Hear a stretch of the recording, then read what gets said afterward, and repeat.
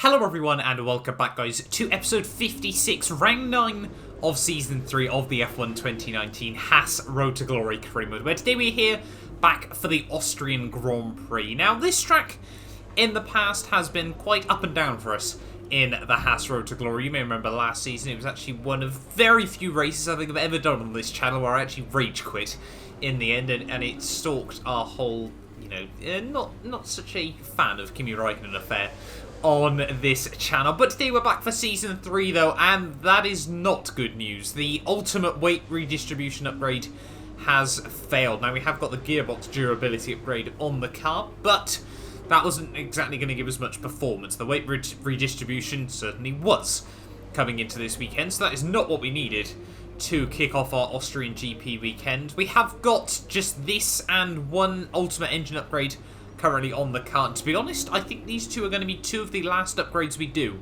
in Season 3. Now, some of you guys have actually given me the clever idea to just basically now spend the rest of the season upgrading the factory settings, so obviously we can get cheaper parts and also less likely to fail parts on the car. So that is what I'm going to be doing, ready for next season. But let's jump in then. It's time for the Austrian Grand Prix quali. Once again for today's qualifying session. Sit back, relax, and enjoy what we hope will be a fantastic contest for pole position.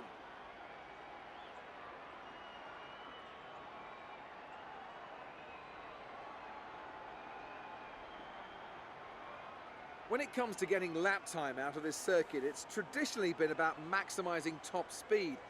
Do you simply remove as much downforce as possible, hang on into the corners and max out down the straights? Top speed is a key factor for this circuit. Even if you can achieve the same lap time as someone running less wing than you, chances are you'll find overtaking difficult if you have too much drag.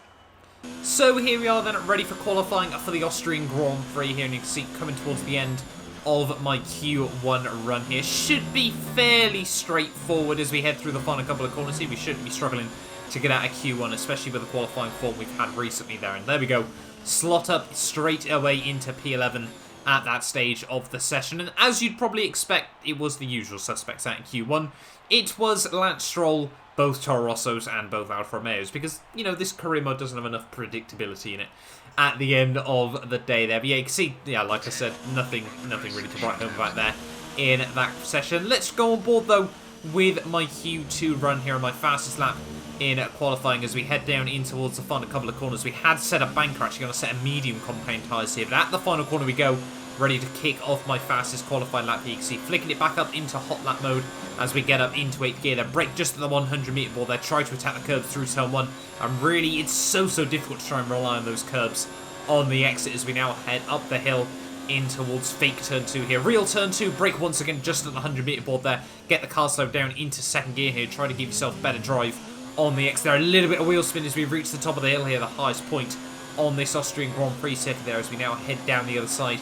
You can see back up in towards 8th gear there, brake once again pretty much at the 100 metre board as we head down the hill here, trying to get good driving. You can see Hamilton a 1:01.9 here, 50 metre board as we head now through the very quick double left-hander here. You can see getting a huge snap of oversteer halfway through there, correcting it quite tidily, if I do say so myself there, and through the final couple of corners of the lap though, we're about 6/10 up over my previous best here. Try and ride the curbs as we head in towards the penultimate corner of the lap here. Really try to open up these final couple of corners there. Ride the curbs through the final turn, down towards the finish line here. It is going to be a 1:02.994 there, and unfortunately, it is only going to be P11 at the end of qualifying here. Really gutted, in all honesty, not to continue on my Q3 streak in the HAAS Road to Glory career mode here, but I think it was going to require a pretty much perfect lap anyway at the end of the day there to match Lando Norris. Just the Williams, the Ferraris seem to have just that bit more of an upper hand, and obviously the Renaults, Red Bulls and Racing Points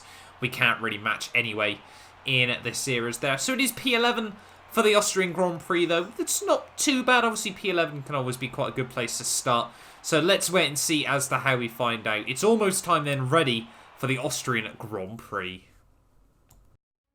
Good afternoon and welcome to Spielberg, and to a circuit that in one form or another has held every Austrian Grand Prix in the championship, except the very first back in 1964. It was at this race that John Watson lost a bet and his beard when he took Team Penske's only F1 victory in 1976. If anything, the stakes are even higher today, with 25 points available for victory and a crucial advantage in the championship fight. It's one of the shortest laps on the calendar today then, with 7 rights and just 3 lefts, making up the 10 corners of this high-speed circuit. Turn 2 is barely a corner at all. They'll be flat out through there, a left-hand kink into the uphill braking zone of turn 3. Turns 1, 3 and 4 are all potential opportunities to overtake. Anthony Davidson joins me to talk you through the action here today at what is quite an unusual racetrack, wouldn't you say, Ant? Yeah, it's quite an odd layout around here. The thing about Austria is that it's a harder circuit to master than what really meets the eye. On top of that, it's a low grip surface, and that means that your small mistakes end up being punished, and it's very easy to slide wide into the runoff area and lose a huge chunk of time. Luckily, because it's such a short circuit though, you have plenty of opportunities to perfect the lap. It's time to take a look at our starting grid for today's race. Valtteri Bottas lines up on pole position, and starting alongside is Lucas Faber. Looking down the rest of the grid, we have Gasly, Verstappen, Nico Hülkenberg and Leclerc, Hamilton, Vettel, Norris and Sergio Perez, Mr. Monaco, Butler, Daniel Ricciardo and Grosjean, Sainz, Stroll, Alexander Albon and Antonio Giovinazzi. Fiat and Kimi Raikkonen finishes off the grid. And with lights out just moments away, it's time to go down to the track.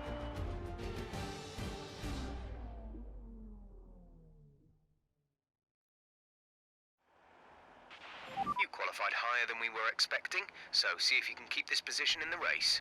Here we are then, ready on the grid for the Austrian Grand Prix, and once again there, Jeff, very happy with our qualifying performance in recent weeks here. Austria, though, is a bit of a weird one. It is a very easy one-stop strategy at the end of the day there. So we'll wait and see as to how we fare in terms of that one there. You can see just dropping down the fuel ever so slightly as we get ready for the race here in round 9 of the season. I can't believe we're already nearly halfway through season 3 of the HAAS Road to Glory career mode here. But we are ready on the grid here for round 9 of the season. The 5 lights are coming on now. And it is 5 lights, and away we finally get going there. Sergio Perez does not react well to the lights, but watch the Williams alongside me there. Get him into 5th gear, and everyone just seems to take off as we head down in towards T1. They're trying to look around the outside. There's Sebastian Vettel completely slamming the door shut. Not too sure what that was all about.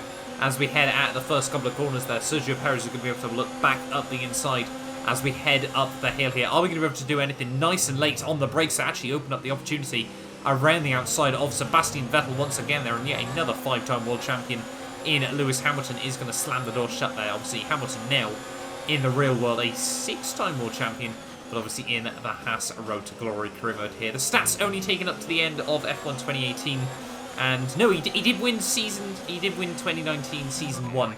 So Hamilton's story is, yeah, a 6-time world champion. Seb is obviously a 5-time world champion. Came into this season as the man to beat here, and so far is looking like he is set for his 6th world title as well here, dominating the way after the opening few rounds of the season here. But let's spoke about that more about Sergio Perez who's trying to look up the inside as we head in towards the final couple of corners of lap 1 here. Are we going to be able to get good drive at the final corner to really match Sergio here? You can see pretty even when we're in the slipstream there, trying to use up all of the ERS as we head down in towards turn 1, though much later. On the brakes, though, is the Williams car here. But is that going to open up some drive? No, it is not. The Williams, I don't know what it was, but between about 5th and 6th gear here, we just had no drive in this HAAS car as we head up towards the top of the hill, though, trying to have a look up the inside. No, Sergio, very late close of the door there. A lot of contact as we reach the top of the hill there. No idea how we didn't pick up any damage from that one as we now head down the other side of the hill here. Are we going to be able to have a look up the inside? Yes, we do, but it's going to just be too little too late at the end of the day there, and I couldn't sleep with a guilty conscience knowing I tried to pull off that attempted move on Sergio Perez here. So we are going to slot back down into P11 of this Grand Prix here, going to try and keep up with Sergio over the next few corners nonetheless. You can see as we head through the final sector of the lap here, we cannot try and let Sergio out of that 1 second window here, because that Williams, I could just tell, you can see on the minimap just how far the top 9 have been able to pull away pretty much instantly in this Grand Prix here. If Sergio was able to get too much of a breakaway, yeah, we basically just be fighting for P11 in this Grand Prix there. DRS, though, has now been enabled as we head onto lap 3 of the Grand Prix. They take a nice chunk of curb through turn 1 there, and that's actually going to mean we've got the DRS on Sergio Perez as we head up the hill here. You can see just how much we're gaining on the Williams car. They're 210 miles an hour as we reach the top of the hill here, trying to get a good drive off the exit of turn 2 here. And you can see still all over the back of the Williams here. We're just a little bit too far back at the moment here, but we're making a lot of gains as we head down in towards the next corner there. We're going to go for yet another lunge there, but just way too late on the brakes there. That's actually going to be an even worse attempt that time round than previous here, and that's going to open up potentially Devon Butler to a move up the inside here. Yes, he does. Has a look up the inside of ourselves there. My teammate Roman Grosjean is actually going to try and follow him up the inside, and that's going to mean we're going to drop down into P13 of this Grand Prix here. So really not what we needed off the opening couple of laps of this race here. Lots of action, but unfortunately for us, for the most part, it has just been for the wrong reasons here as we head through the final couple of corners of lap 3 here. Trying to stick close to my teammate Roman Grosjean here. Very, very rare do we have any battles in the HAAS Road to Glory career mode here. I'm just trying to think. It was probably in the latter stages of last season would have been the last time he beat me in this series here. We can see he's trying to look though up the inside of Devon Butler. We almost make it 3 wide as we head up towards the top of the hill there, but we think better of it, and you can see there's going to be a drag race off the top of the hill here. It's weird to think, you know, Mercedes just a couple of seasons ago had the best engine in Formula 1 here, and now the HAAS cars are just, well, running rings around Devon Butler as we head up towards the top of the hill here. Trying to have a look around the outside, but Devon Butler does hold on defensively on the inside there, and that's going to mean we're still down in P13 at the moment here. Are we going to be able to open up any sort of opportunity? No, we can't. Just dip a wheel in the gravel as well there, and that's going to mean we're going to slot back in for now and really just try to build back up and get ready to fight these guys once again here. And it wouldn't take long before that would inevitably be happening in this Grand Prix. We just take one lap out, you know, build up the ERS, everything like that once again in this HAAS car here, as now we head on to lap 6 of the Grand Prix here. Yellow flags, right, what is that going on up the road here? Grosjean and Butler side by side as we head through T1 there, and it's actually looked like Devon Butler's made that move work, and it's Pierre Gasly that's dropped out of this Austrian Grand Prix. They're not what Red Bull needed at that home Grand Prix there. I'm guessing that appears to be a mechanical failure at the moment there, but we actually overtook my teammate Roman Grosjean under yellow flag, so we're going to give back the position once again there. The game seems to be, yeah, very, very weird with the yellow flag rulings here. I'm not too sure if it was the fact Grosjean stopped very abruptly because he did almost run into the back of Pierre Gasly or what here, but yeah, we do slot back down though into P12 of this Grand Prix here, and that now means for myself, Grosjean, Devon Butler, and arguably Carlos Sainz as well here, there are points up for grabs. And I mean, obviously we've scored a few points. Devon Butler scored a few points. My teammate Roman Grosjean and Carlos Sainz, they haven't scored anything yet in the HAAS Road to Glory career mode here, or at least, sorry, in Season 3 anyway. So they definitely want to be trying to score a point here. I don't think either of them scored in Season 2 either, to be honest with you there. So they, yeah, definitely want to try and score some points in this race here as we head up towards the top of turn 1 here. Are we going to be able to get a good switchback move? Yes, we do there. Grosjean tripping himself up over the curbs as we head through the first couple of corners there. And yeah, that's now us back up into P11 of this Grand Prix here. But Devon Butler has tried to make a little bit of a breakaway over the last couple of laps here, so we do need to try and get back up towards him. And you can see by the end of lap 9 here, we're going to be all over the back of the Mercedes man once again here. We just had that little bit more pace than the rear half of the field here, and it looked like once again, yeah, Formula 1 and Formula 1.5 was taking full effect here as we get tremendous drive off the exit of turn 1 there. Devon Butler got nothing he could do in terms of defence there, and yeah, that's now us up into P10 once again of this Grand Prix here. The final points paying position, we would definitely love to hold on to that. Continue on our point streak that has lasted all the way since the Monaco Grand Prix here. Has really been a turnaround of form in the last few rounds of this season here. We just seem to have had enough to fight with the guys and, you know, really be able to get up into the top 10 here and there just a little bit more here. Obviously P7 last time at the French Grand Prix was certainly a highlight of the season as well here. But skipping on the next couple of laps though, and you can see we were now up into, well, holding on to P10 here, but lap 13 we would actually be getting ready to dive it into the pit lane for our one and hopefully only stop of the Grand Prix here. Like I said, Austria is a bit of a weird track. The soft tyres tend to have a bit of a tendency to just melt in this Grand Prix. With the mediums, they can probably do a full race distance here around this circuit. It is very, very easily done on the medium compound here. We do get the car slowed down nice and tidily though as we head down in towards the pit lane here, and obviously we're going to drop down right the way to the rear of the field here, so we're actually making a very, very early stop relative to the AI here. 2.5 second pit stop though, not too shabby, as, you know, the team seemed to be fairly decent with them at this point. I don't think we've actually got many perks in terms of the pit lane time,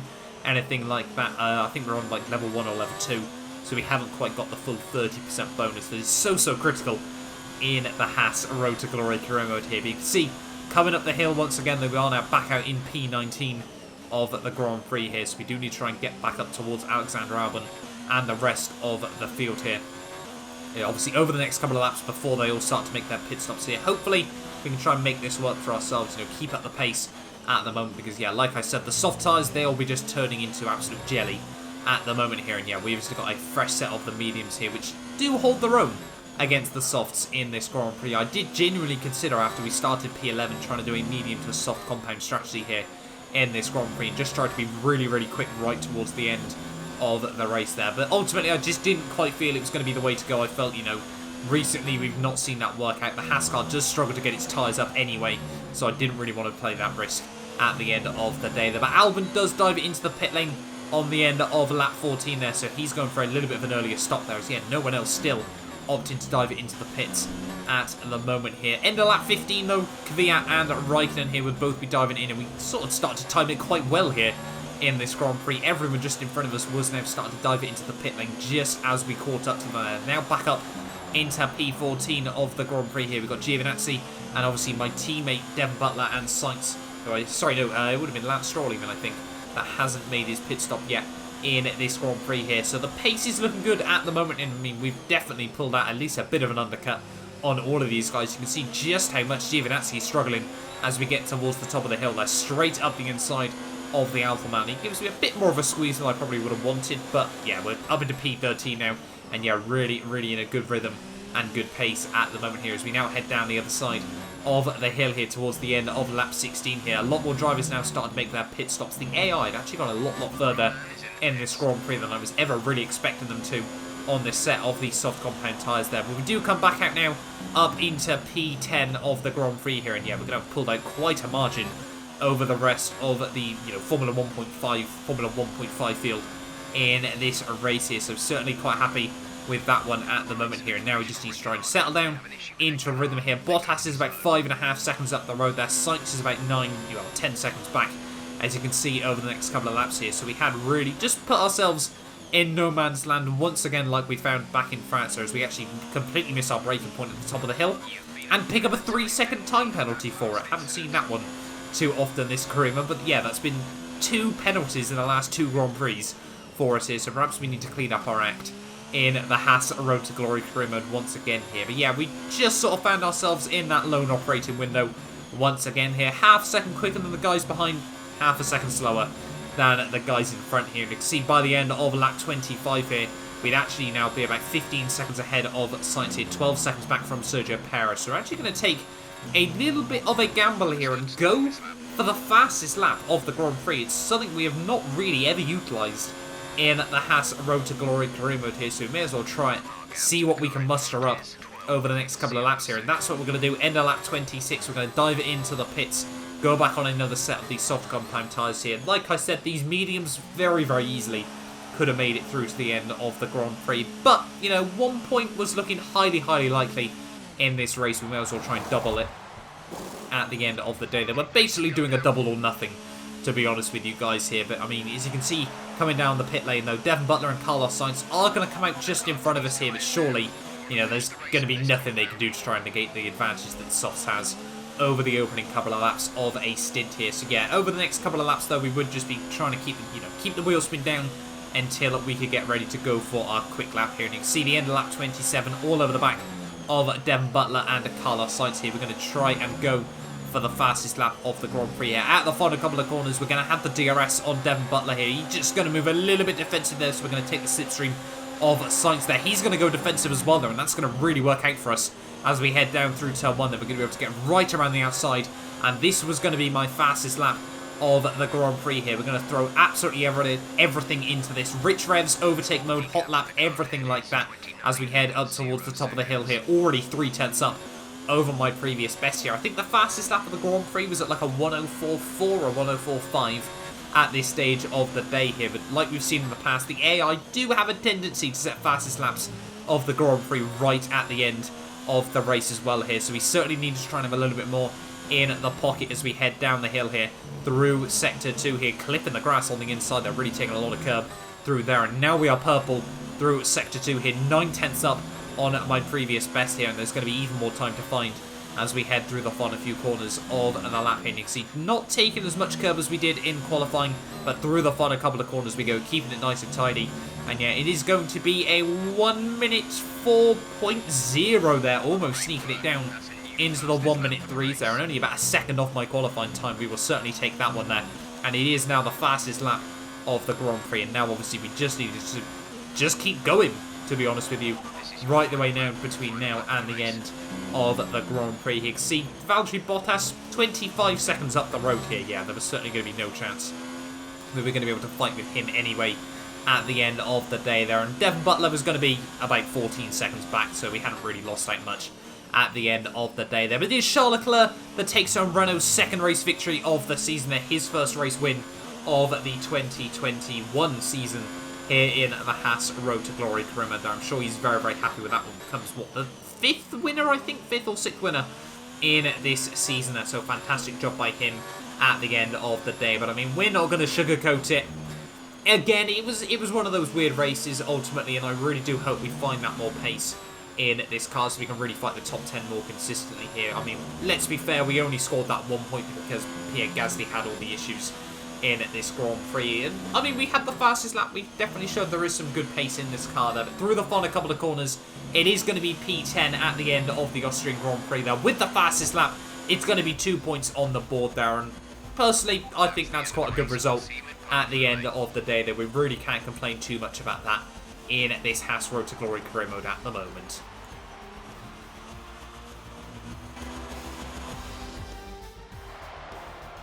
It was a magnificent race and a drive right out of the top draw to take the win for Renault. Talk to me, Ants. What was it that set them apart from the competition today?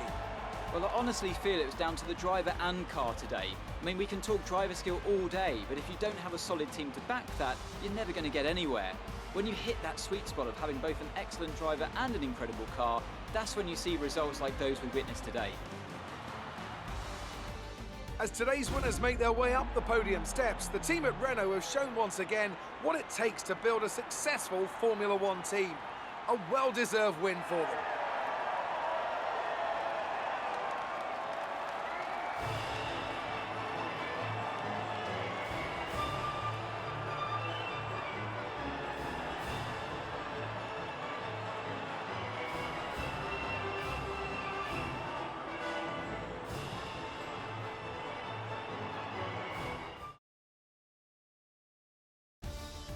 Let's see how the driver standings have changed. This result narrows the gap between our championship leader and the rest of the standings. After an incredible day of racing, who was your driver of the day, Ant? Charles Leclerc showed exactly how to manage yourself out on the track today. He was almost flawless out there. Incredible stuff. Let's move on to the constructors. Racing Point continue to run away with it out in front. And with that, we wrap up another weekend of motorsport. But with more races lined up, be sure to join us when we come back with more Formula One. So there we are then, guys, the end of the Austrian Grand Prix, and it is Charles Leclerc that takes home the race victory ahead of Nico Hülkenberg there. Verstappen in third, meaning that he's still scored some good points over Sebastian Vettel in that race there. Hamilton in fourth, and then Sebastian Vettel in P5 there at the end of the day. Ahead of Lucas Weber, Lando Norris, Sergio Perez, Valtteri Bottas, and myself. Only the Ferraris were the only drivers to lose places inside the top 10 there at the end of the day. They're Devon Butler, Carlos Sainz, Lance Stroll, my teammate Grosjean, Ricciardo, Kvyat, Giovinazzi, Raikkonen, and Alexander Albon all make it through to the end of the Grand Prix there. And yeah, Pierre Gasly, the only man not to make it to the end of that race. Really not what Red Bull needed at their home Grand Prix at the end of the day there. But yeah, only, what, 5, 6 drivers not making any places up. A little bit weird at the end there, but I mean, obviously Gasly bumped up everyone's positions at the end of the day. I think it was only Romain Grosjean and I think one driver inside the top 10 that held level in terms of positions there. But in terms of the Drivers' World Championship, Hülkenberg now jumps past Gasly after that DNF. Charles Leclerc jumps Lucas Weber as well there. And see Hamilton now up into P3. You know, getting closer slowly but surely to Verstappen and Seb there. With Lando Norris jumping back past myself there after another strong result for him in the Williams there. And Sergio Perez jumping Devon Butler as well. We certainly need to watch for Sergio over the next couple of rounds of this World Championship there. And in terms of the constructors, no real changes there at the end of the day. It was fairly simple. Everyone just is in that little bit of a window at the moment, so unless someone has a catastrophic Grand Prix, there's not going to be many gains to be had at the moment. It is Racing Point, Red Bull, Renault, Ferrari, Williams, Haas, Mercedes, Toro Rosso, McLaren, and Alfa Romeo round out the, teams at the end of the day there. But thank you all so much for watching this video. Nonetheless, do get yourself subscribed if you're new around here as well, and you do want to see more F1 2019 content. We will be back next time for my home Grand Prix. We're ready for Silverstone.